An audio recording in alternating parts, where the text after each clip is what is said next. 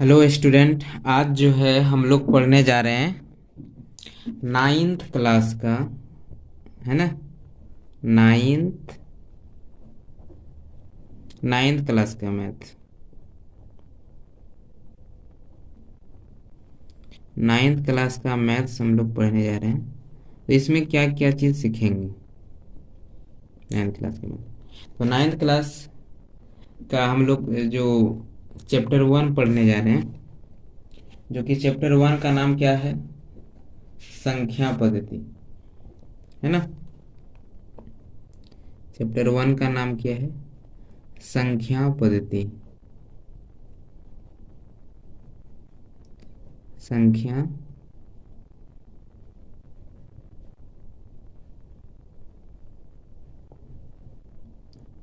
संख्या पद्धति, इसको हम लोग इंग्लिश में बोलते हैं नंबर सिस्टम।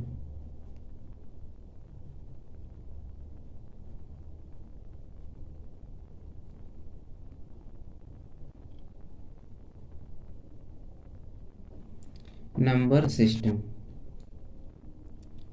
ठीक है। नंबर सिस्टम यानी संख्या पद्धति। तो ये चीज हम लोग पढ़ने जा रहे हैं। नाइन्थ क्लास का मैथ है ना। ये एनसीईआरटी बुक का है। तो पहला जो इसमें चैप्टर है संख्या पद्धति है, जो कि नंबर सिस्टम। तो यहाँ पे संख्या के बारे में चर्चा हुआ है। तो सबसे पहले हम लोग चैप्टर के बेसिक के बारे में पढ़ लेते हैं कि संख्या में इसमें क्या क्या आता है। तो पहला चीज आता है इसमें, पहला संख्या प्राकृत संख्या, जो कि 8 क्लास में भी पढ़े होंगे, है ना। प्राकृत संख्या, प्राकृत संख्या इसको बोलते हैं इंग्लिश में natural number. Natural number, natural number. अब ये नेचुरल नंबर किसको कहते हैं, पढ़ते आ रहे हैं बच्चे से। तो नेचुरल नंबर जो है, गिनती की संख्याओं को नेचुरल नंबर कहते हैं, ठीक है। जैसे गिनती की संख्या में क्या किया जाएगा, 1 2 3 4 5 डॉट डॉट डॉट ETC तक चलते जाएगा, यानी इत्यादि अनंत तक चलते जाएगा, नहीं। तो प्राकृत संख्या को, है ना, नेचुरल नंबर बोलते हैं, और गिनती की संख्याओं को हम लोग नेचुरल नंबर बोलेंगे, ठीक है। उसके बाद दूसरा, इसमें पूर्ण संख्या आता है। पूर्ण संख्या, तो पूर्ण संख्या को हम लोग बोलते हैं इंग्लिश में whole number. WHOLE, whole number. Whole number, तो होल नंबर किसको बोलते हैं, यानी यहाँ पे देखना है कि ये प्राकृत संख्या में जीरो का कमी हो गया था, है ना। जब गिनती स्टार्ट हुआ, जब गिनती का खोज हुआ, तो गिनती जब स्टार्ट हो रहा था तो इसमें जीरो का कमी लगा। तब जो है जीरो को जैसे ही शामिल किया तो अब उसको पूर्ण संख्या दिया गया, यानी पूर्ण संख्या का समूह कहलाया। तो यहाँ पे पूर्ण संख्या बोलते हैं कि अगर गिनती की संख्याओं में शून्य को शामिल कर लिया जाए तो जो संख्याओं का समूह बनाएगी वो पूर्ण संख्या कहलाएगी, ठीक है। लिख लेना है, अगर नोटबुक में हम जो बोले हैं उसको, है ना, सुन के नोट कर लेना है कॉपी में परिभाषा को। ऐसे हम एग्जाम्पल यहाँ पे लिखा रहे हैं, जैसे 0 1 2 3 4 5, इसी तरह चलते जाएगा एक्जेट्रा तक, यानी ETC। इसको शॉर्ट में ETC लिखते हैं, है ना, एक्जेट्रा, अनंत तक चलते जाएगा, ठीक है। तो ये पूर्ण संख्या हो गया, हम लोग पूर्ण संख्या पढ़ लिए। अब जो पूर्ण संख्या के बाद आता है, जब देखें कि गिनती की संख्या हो गया, फिर जीरो का कमी था, जीरो इसमें शामिल कर लिया तो पूर्ण संख्या बन गया। अब जो क्या हुआ कि माइनस वाला भी संख्या का कमी हो गया, जैसे -1 -2, कहने का मतलब माइनस वाला जब संख्याओं का कमी हो गया तो उसका एक समूह बन गया, माइनस वाला को शामिल कर लिए तो उसको बोलते हैं हम लोग पूर्णांक संख्या। क्या बोलते हैं, पूर्णांक संख्या। पूर्णांक संख्या कहते हैं। इसको इंग्लिश में बोलते हैं इंटीजर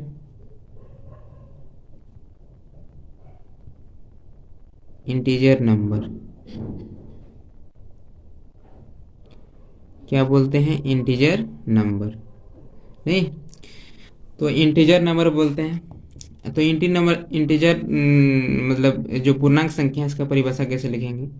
इसमें लिखेंगे कि पूर्ण संख्याओं में यदि प्राकृत संख्या के ऋणात्मक को शामिल कर लिया जाए। क्या बोले?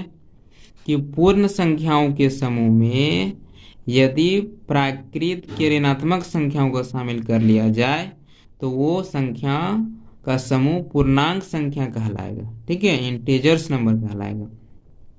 जैसे माइनस वाला से हम छोटा, जैसे -5, -4, -3, -2, -1, 0, 1, 2, 3, 4 डॉट डॉट डॉट, इधर भी अनंत तक जाएगा, इधर भी अनंत तक जाएगा।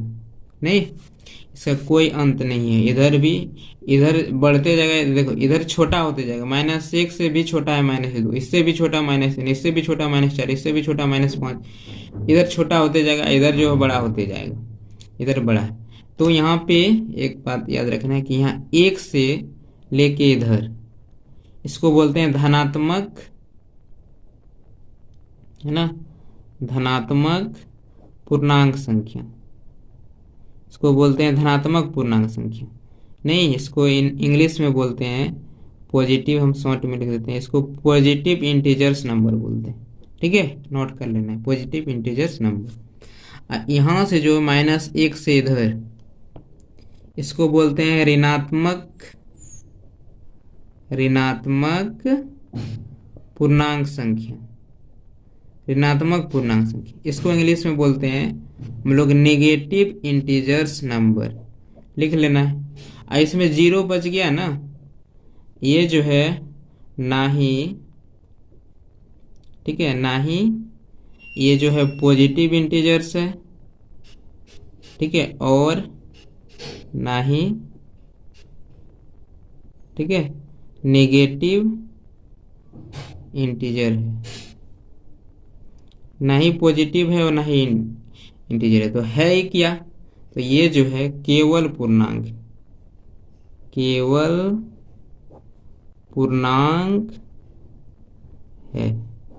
केवल पूर्णांक। ठीक है, नहीं दिखाई दे रहा है? थोड़ा सा हम स्क्रॉल करते हैं। ठीक है, तो पूर्ण संख्या किसको बोलेंगे? यानी इंग्लिश में इंटीजर्स नंबर। तो पूर्ण संख्या में यदि हम प्राकृत संख्याओं के ऋणात्मक को शामिल कर लेंगे तो जो संख्या का समूह बनाएगी, ये संख्या का समूह बनेगी। देखो पूर्ण संख्या में ये हम ऋणात्मक वाला संख्या को शामिल कर लिए, तो ये जो संख्या का समूह बना, इसी को बोल देंगे पूर्णांक संख्या। इसमें 1 से इधर बड़ा होते जाएगा धनात्मक पूर्णांक, इधर -1 से छोटा होते जाएगा ऋणात्मक पूर्णांक। यहाँ 0 जो है ना ही मतलब पॉजिटिव इंटीजर्स है और ना ही नेगेटिव इंटीजर्स, ये केवल और केवल पूर्णांक है, मतलब इंटीजर। ठीक है, यहाँ तक। अब जो हम लोग पढ़ेंगे, अब 3 परिभाषा पढ़ लिए, चौथा परिभाषा किसके बारे में जानना है? तो हम लोग प्राकृत पढ़ लिए, पूर्ण पढ़ लिए, पूर्णांक पढ़ लिए। उसके बाद पढ़ते हैं हम लोग परिमेय संख्या। क्या पढ़ लेते हैं? परिमेय संख्या, परिमेय संख्या। इसको इंग्लिश में बोलते हैं हम लोग रेशियोनल नंबर।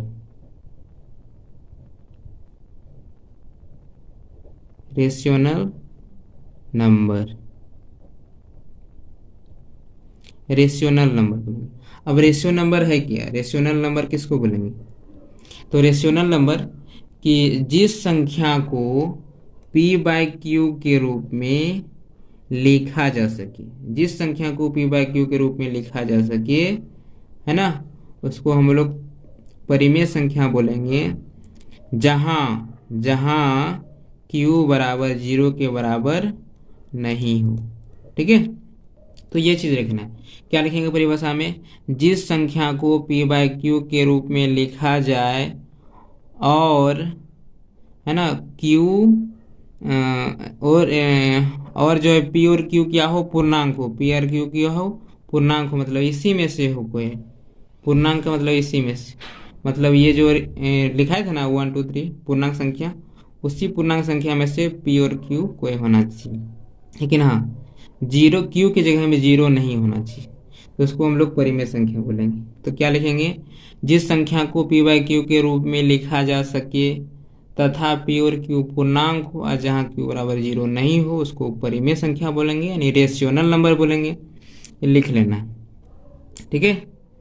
और यहाँ पे p क्या है? p जो है ये अंश है, और नीचे वाला को हम लोग बोलते हैं हर, यानी अ से अंश, अ से आकाश, आकाश ऊपर में होता है इसलिए अंश ऊपर में। कन्फ्यूजन हो जाता है कि अंश ऊपर वाला है कि हर ऊपर वाला है, तो याद रखना है।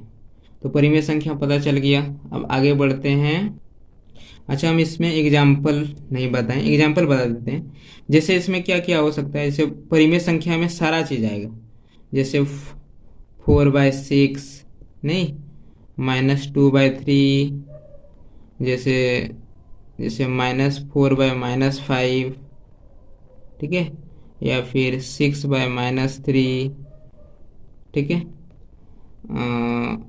कुछ भी, जैसे 4 भी क्या है? परिमेय संख्या, क्योंकि इसके नीचे में जो है 1 छिपा हुआ है। क्या छिपा हुआ है? 1। जैसे जितना भी, जैसे 0, इसके भी नीचे में 1 छिपा हुआ है। तो ये सारा का सारा जो है परिमेय संख्या, जितना भी पूर्णांक है ना, पूर्णांक संख्या, सारा का सारा परिमेय संख्या है, क्योंकि उसके नीचे में एक छिपा हुआ है, मतलब उसका हर जो है एक छिपा हुआ है, एक रहता है, ठीक है। इसलिए सारा का सारा पूर्णांक संख्या भी परिमेय संख्या के अंतर्गत में आएगा। यानी सारा प्राकृत संख्या पूर्ण संख्या में, सारा पूर्ण संख्या जो है पूर्णांक संख्या में मिलेगा, और सारा पूर्णांक भी संख्या तुम्हारा परिमेय संख्या भी है, ठीक है। तो यहाँ तक समझ में आ गया होगा। ये हम जैसे में बताएं एग्जाम्पल में, ठीक है। ये एग्जाम्पल दिए थोड़ा सा कि ये पॉइंट वाला भी संख्या परिमेय संख्या होता है, अगर एग्जैक्ट पॉइंट हो तो। जैसे 5.8, तो ये क्या है? पॉइंट हटाएंगे तो ये बटे में आएगा, है ना। तो ये भी जो है परिमेय संख्या है, पॉइंट वाला भी संख्या परिमेय संख्या होगा। अब आगे बढ़ते हैं अपरिमेय में। हाँ, तो अपरिमेय संख्या किसको बोलेंगे? 4 हो गया। अब दो है पांचवा, है ना, पांचवा होगा। तो अपरिमेय संख्या किसको बोलते हैं? अपरिमेय संख्या, अपरिमेय संख्या, इसको बोलते हैं इंग्लिश में हम लोग इर्रेशनल नंबर, IRR।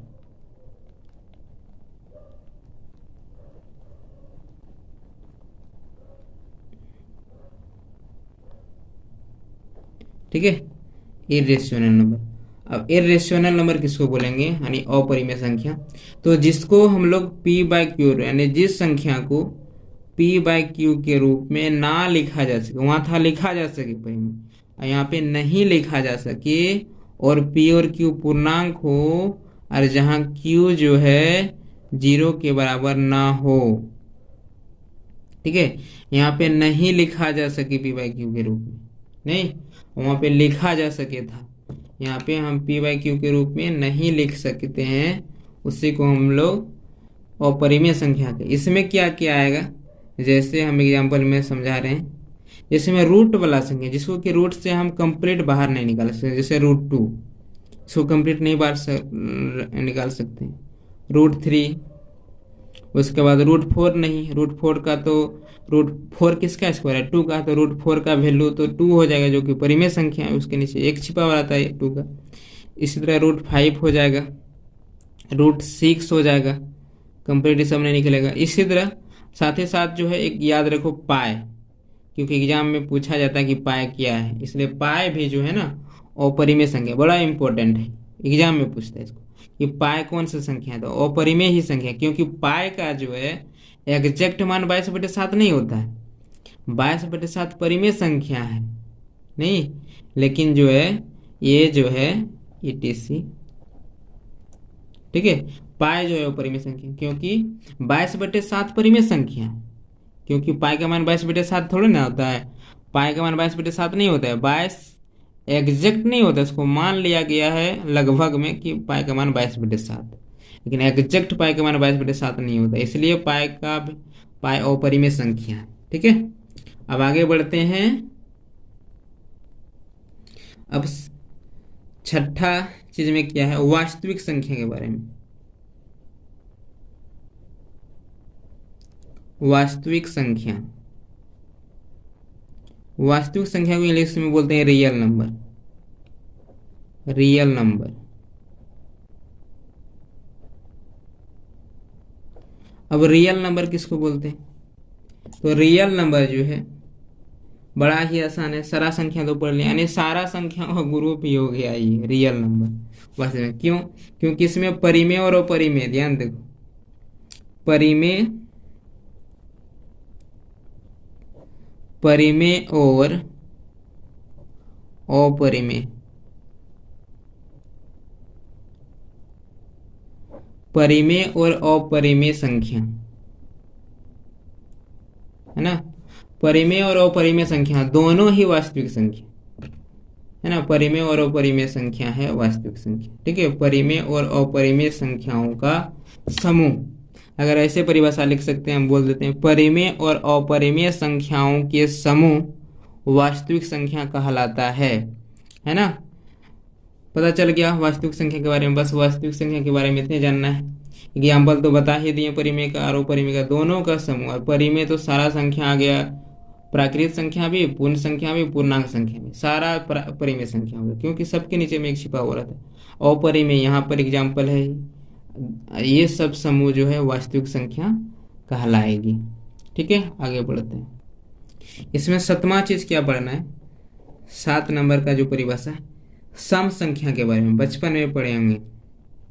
सम संख्या किसको, संख्या चीज आया तो सोचे बता देते हैं, एक बार ताजा कर देते हैं आप लोग को।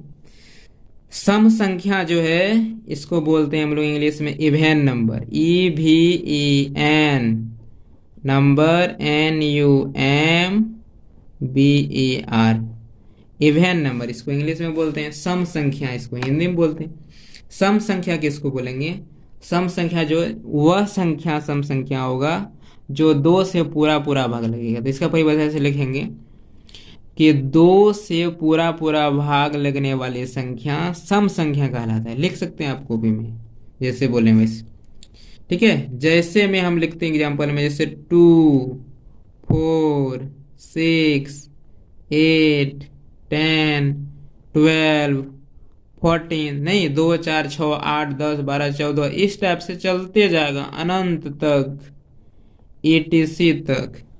ठीक है, मतलब हाँ, अगर बड़ा बड़ा संख्या अगर रहे, जैसे बोल दें कि बताओ जी ये सम संख्या है कि विषम संख्या है, तो ये क्या है, ये जो है सम संख्या है। देखते ही कैसे पहचान ले, इसका लास्ट डिजिट से, अगर लास्ट डिजिट अगर 6 है यानी 2 का टेबल में वाला है, लास्ट डिजिट क्या किया रहे, अगर 0 है, 2 है, 4 है, 6 है और 8 है, यानी ये पांचों अगर लास्ट डिजिट में रहे, कितनों बड़ा संख्या है, सिर्फ लास्ट डिजिट देख के हम तुरंत बता सकते हैं कौन सम संख्या, क्योंकि ये हर हाल में इसका जिसका लास्ट डिजिट में ये रहेगा ना, यानी लास्ट वाला अंक ये सब रहा, तो वो हमेशा सम संख्या होगा। भाग दे के चेक भी कर सकते हैं, एकदम पूरा पूरा भाग लग जाएगा 2 से। ठीक है, अब जो है हम लोग विषम संख्या में आते हैं।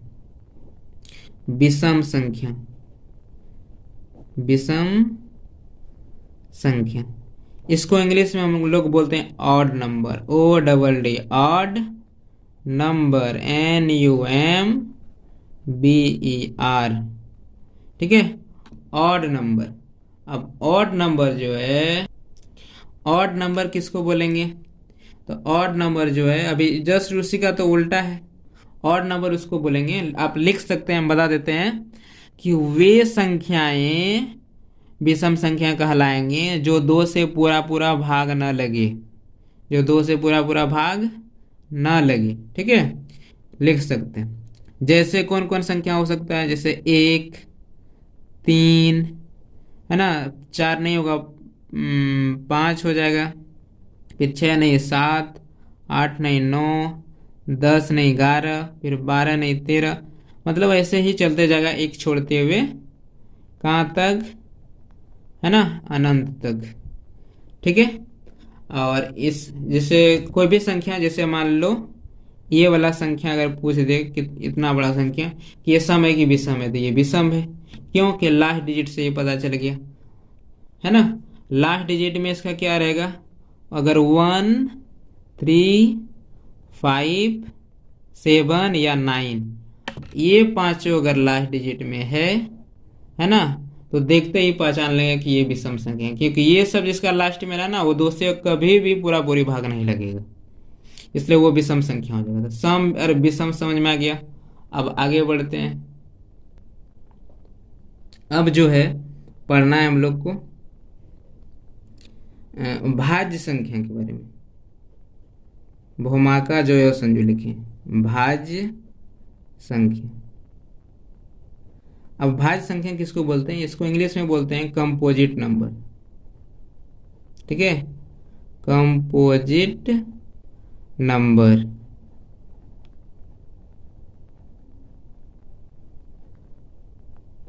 अब कंपोजिट नंबर किसको बोलेंगे? यानी भाज्य संख्या। कंपोजिट नंबर किसको बोलेंगे? भाज्य संख्या वे संख्या लिख सकते हैं आप, हम बोल देते हैं भाज्य संख्या वे संख्या होते हैं जिस संख्या का गुणनखंड है ना एक और स्वयं हो, एक और मतलब एक और स्वयं के अलावा कोई और भी हो, उसको हम लोग भाज्य संख्या बोलेंगे। मतलब जो अपना टेबल में तो रहेगा ही रहेगा, एक का तो टेबल में सारा है, सारा संख्या, मतलब अपना टेबल में रहेगा, साथ ही साथ दूसरे का भी टेबल में आए तो उसको बोलेंगे, यानी दूसरे का भी पहाड़ा में आए उसको बोलेंगे भाज्य संख्या। तो आप परिभाषा ऐसे भी लिख सकते हैं कि वे संख्या जिसका गुणनखंड एक अथवा स्वयं के अलावा कोई और गुणनखंड हो उसको भाज्य संख्या बोलेंगे। जैसे 4, 1 2 नहीं 3 नहीं 4, 4 देखो 4 जो है अपना 2 का भी टेबल में है, 2 का टेबल में मतलब 1 का टेबल में ये तो है ही, 4 का भी टेबल में है, साथ ही साथ ये 2 का भी टेबल में, मतलब वही बोले थे कि एक और स्वयं के अलावा किसी दूसरे का भी टेबल में हो या दूसरे का भी गुणनखंड हो तब वो भाज्य संख्या। तो 4 हो गया, 5 नहीं 6, 6 2 का भी टेबल में है, 3 का भी टेबल में है, 6 में तो है ही स्वयं में, 1 में भी है। उसके बाद 7 नहीं 8, फिर 9 हो जाएगा, 3 का टेबल में है, फिर 10 हो जाएगा, फिर 11 नहीं 12 हो जाएगा, 13 नहीं 14 हो जाएगा, फिर 15 हो जाएगा, इस तरह चलते जाएगा। कहाँ तक? 80 तक, 100 तक में, है ना, 25 गो यानी 25 गो अभाज्य संख्या मिलेगा और 75 को तुम्हारा कंपोजिट नंबर मिला। हाँ, उसमें 1 को नहीं मिलाना है, बताते हैं क्यों। ठीक है, आगे जो है अभाज्य संख्या के बारे में।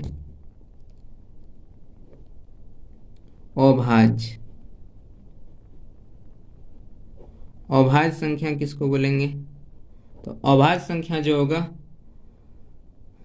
इसको बोलते हैं हम लोग प्राइम नंबर। प्राइम नंबर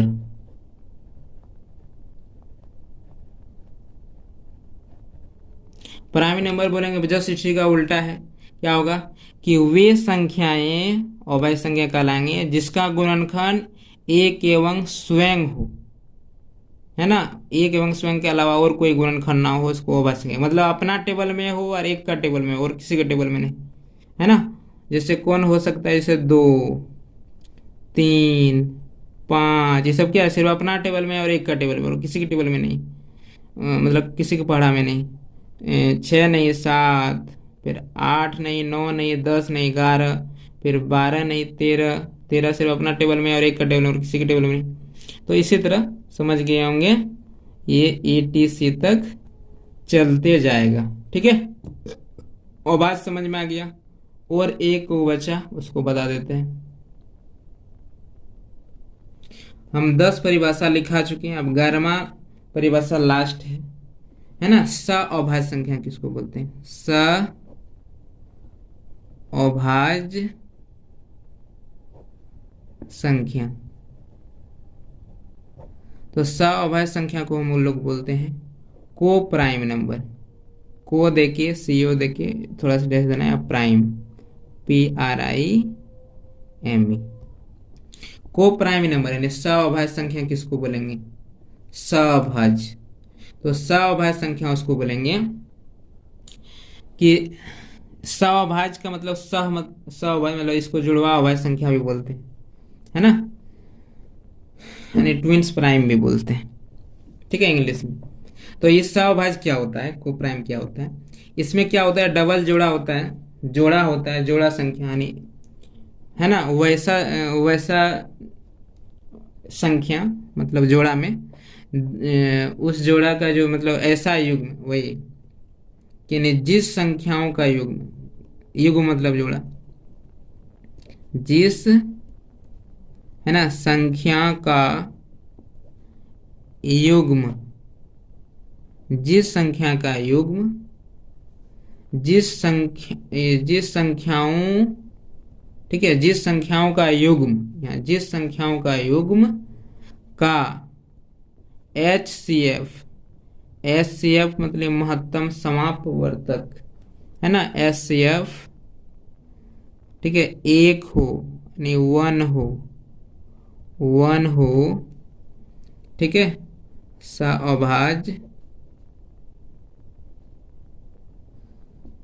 अभाज्य संख्या, जिस संख्याओं का युग्म का HCF एक हो, अभाज्य संख्या कहलाता है या कहलाती है, ठीक है, समझ में आ गया। तो जिस संख्याओं का युग्म का HCF एक हो, जैसे एग्जाम्पल देके समझाने की कोशिश करते हैं, जैसे कुछ भी हम ले सकते हैं, जैसे 2 5 या फिर 2 3 या 2 5 ही ले लेते हैं। तो ये क्या है? ये दोनों का HCF हमेशा एक ही निकलेगा, इसीलिए ये को प्राइम नंबर हो गया। जैसे है ना 5 7, इसका भी HCF, ठीक है, जैसे 7 9, इसका भी HCF क्या निकलेगा दोनों का?